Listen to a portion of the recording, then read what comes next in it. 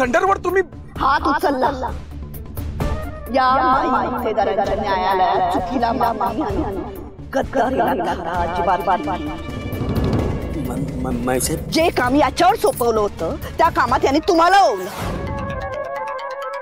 तेज प्रतापांना बरोबर कशाला नेलंस? हा, मी म्हणजे मी तसंच सांगितलं होतं, पण ऑर्डर तुला दिली होती ना, मग तेज प्रतापांना बरोबर कशाला नेलं?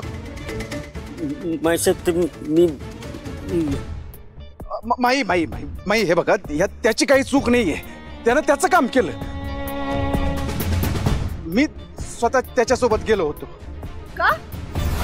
कारण त्या धनाजीला धडा शिकवायचा होता मला. काय गरज काय होती? काय गरज होती तुम्हाला? तुम्ही तिकडे गेलात आणि त्या पोरीनं शाळेच्या कार्यक्रमात तुमचा तमाशा केला. आणि नुसता तुमचा तमाशा नाही केलाय, रमावती समोर या माई मक्तेदारची अब्रू ओरबाडून काढली त्या पोरीनं. माई सोडा ना तो विषय आता. सोडा? हा विषय असा सोडून द्यायचा? झालं गेलं असं इसरता येतं का? माझ्या पोरावर बोट उचललंय त्या पोरीनं. ती मोकळी फिरणार आणि आम्ही काय नुसतं बघत बसायचं?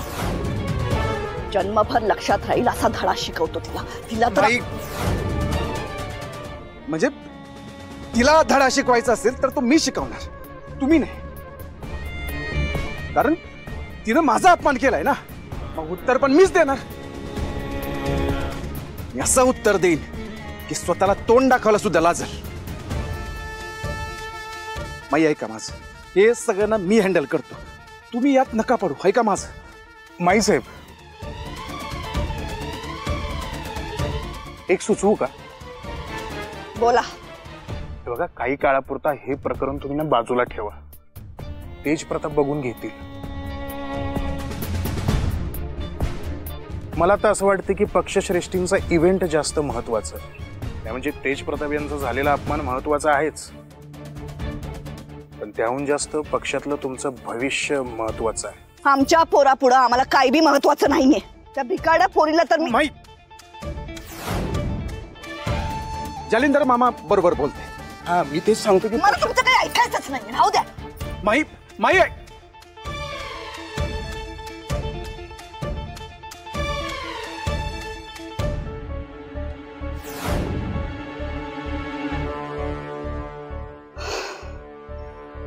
तेज प्रताप, इकडे या.